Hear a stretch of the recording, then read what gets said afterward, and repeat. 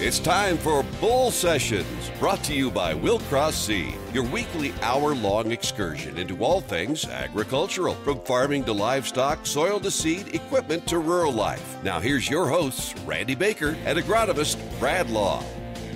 What do you say, Brad? Our second show, and we're still on the air. It's awesome, isn't it? Well, they haven't kicked us off yet. We're not fired yet. Well, we may have to go to something else, but at least we can still grow crops. For now, we're okay. We can grow crops, but what else grows in the crops? I think we need to talk today about tall water hemp for the first segment of this, and then we're going to get into some Marestail, commonly known as horseweed. You got any? What are you doing?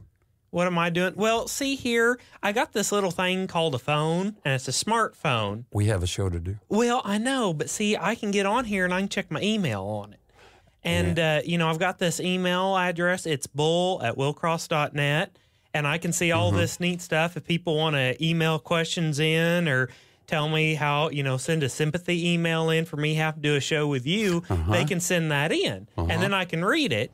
And I also, with this phone, I can take pictures. Okay, and, what do you got a picture of? Well, I got a picture of some ears of corn, Randy. From our plot, I went and pulled some ears for my boys in our little contest last weekend at Living History Day. Yes, I remember that. Well, we walked just a little bit out in the mud and tromped around, and we had some 6619. That's an AgriGold number that's 114-day drought guard. And on that ear, it was 20 around and 44 long.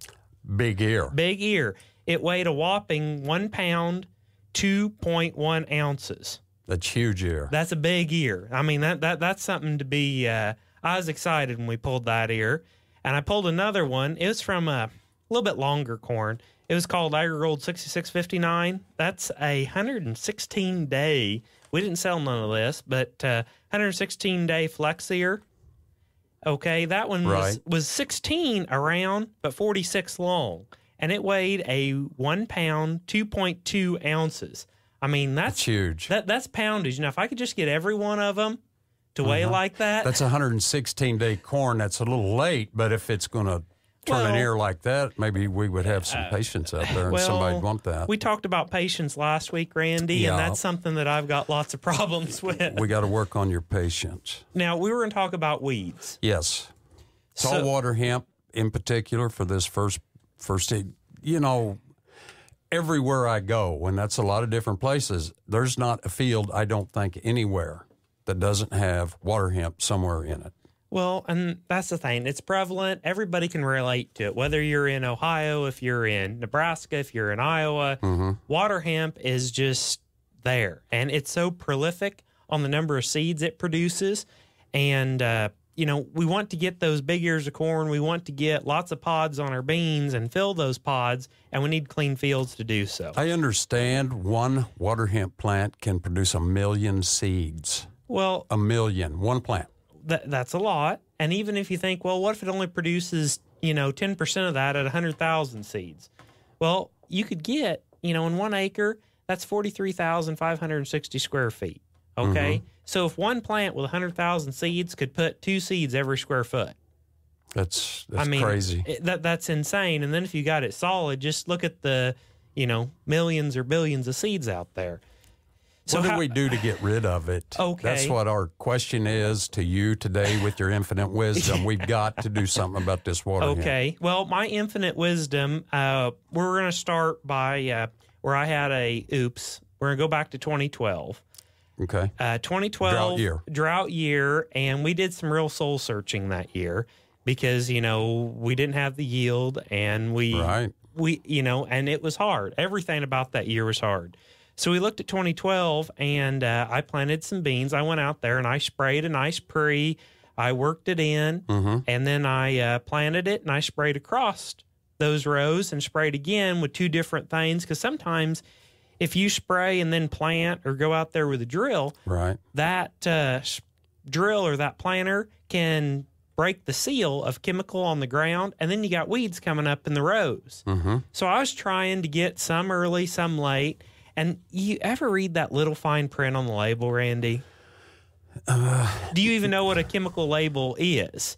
I do not, because I have a good friend that deals with my spraying. But I know you do your own spraying, so you would read that label, or should. We should all need to read the labels, what we're spraying, or even if we're buying it, because you don't have to go out to the shed and pull off those labels and bring them in and then be sitting at the kitchen table reading a dirty chemical label. You can actually pull those up online. Mm-hmm.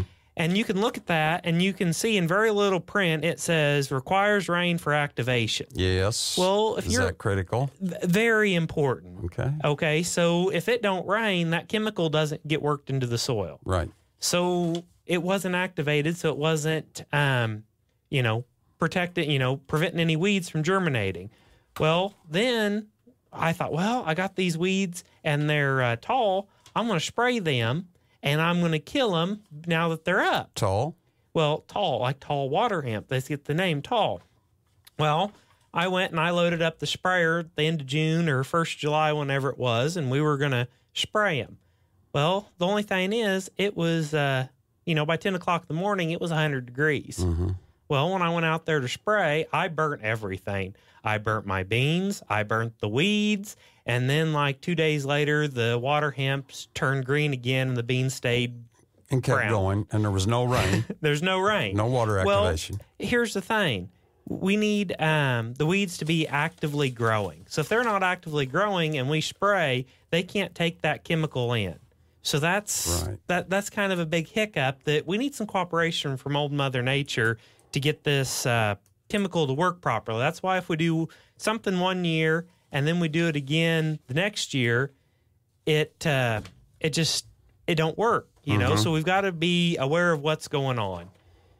What about ALS inhibitors? Okay, ALS inhibitors. You know what those are trade names are like your Classic, your First Rate. A lot of those come in premixes now, like your Authority First or Sonic. Same thing, just different manufacturer.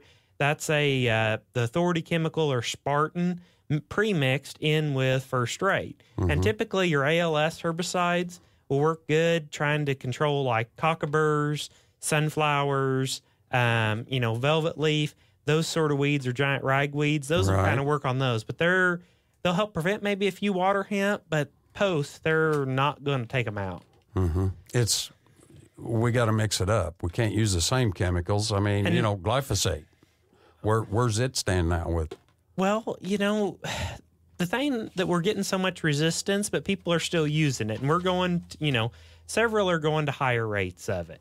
And, we started out back with 22 ounces, and now some people are up to 64. Oh, my. That's a lot, but if it's resistant with a little, more is not always better to get a kill on it.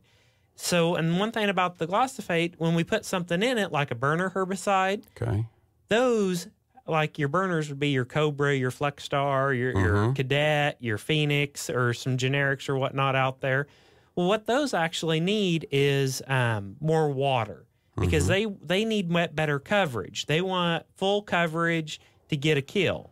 We don't like to use more water. Well, that's more to haul, but then like your Roundup has this condition where Roundup actually works better with lower gallons, like maybe 7 or 10 gallon. So then it's not going to work as good when you put it in at 20 gallon of water. So, Like you're talking about your... It would be antagonistic. Have you ever heard? Glufosinate. Antagonistic, yeah. Yes. You're somewhat that to me at times, but outside of that, never. We get along great. I would never be antagonistic. We're talking about, that would be antagonism in the sprayer tank. Right. Two things that don't play well. Right. So if we get things that play well together, then we can get some synergy. We got some big words today, Randy. Wow, Bradley, where'd you learn that? Well, I think I read it on the cereal box or something. Okay, that's good.